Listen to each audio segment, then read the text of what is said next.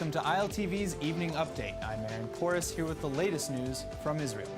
Today, the Shin Bet security services accused 2 Palestinian men of redirecting funds from Turkish charities away from Gaza reconstruction programs and towards the Hamas terrorist organization. Mohammed Murtaja, the manager of the Gaza branch of the Turkish International Cooperation and Development Agency, or TICA, was arrested last month on suspicion that he was working on behalf of Hamas. According to the Shin Bet, Murtaja used his position at TICA to direct funds away from meaningful humanitarian projects and towards Hamas's military wing. The agency went on to allege that Murtaja replaced the names of candidates eligible for humanitarian aid with the names of people who were apparently Hamas military operatives. The security agency believes that Murtaja was in constant contact with Hamas head Ismail Haniyeh during the embezzlement operation. Mehmet Kaya, a senior member of the Turkish Humanitarian Relief Foundation, also known as IHH, has also been implicated in the investigation. The IHH, which Israel considers to be a terrorist organization, was behind the 2010 Mavi Marmara flotilla incident, in which 9 activists were killed after attacking Israeli naval commandos. Today, an Israeli Arab woman from the northern Israeli Arab town of Sakhnin has been sentenced to 50 months in prison for her involvement with the Islamic State in Iraq. Sabrin Zabidat, 30, traveled to Iraq with her husband Wissam and their 3 children, where the family spent over a year with the jihadist group before eventually escaping and making their way back to Israel. Zabidat is believed to have worked in an ISIS-run hospital, while her husband fought for the Islamic State and their 3 kids, aged 3, 6, and 8, attended a local school.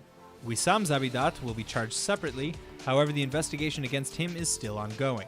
Though the Islamic State does not have widespread support within Israel, the Shin Bet nonetheless estimates that 50 Arab Israelis have traveled to Syria or Iraq to join the Islamic State.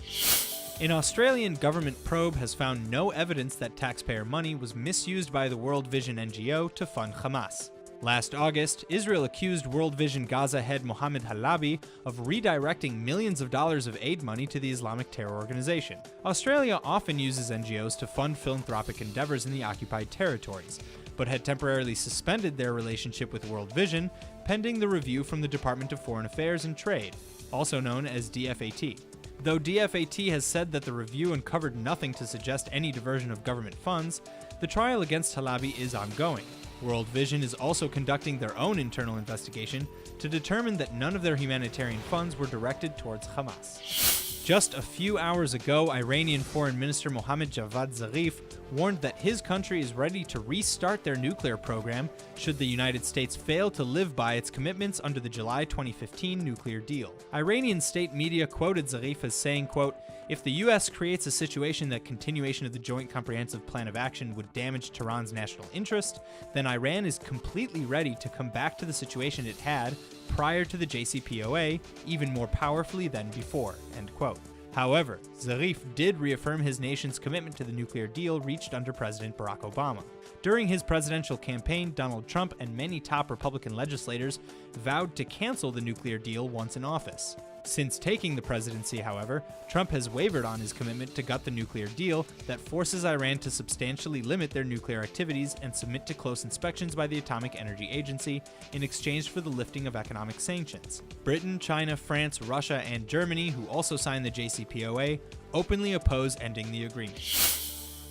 The Israeli Ministry of Strategic Affairs, headed by Minister Gilad Erdan, is now supporting the establishment of a database of all Israeli citizens who support or promote the BDS movement against Israel or Israeli settlements.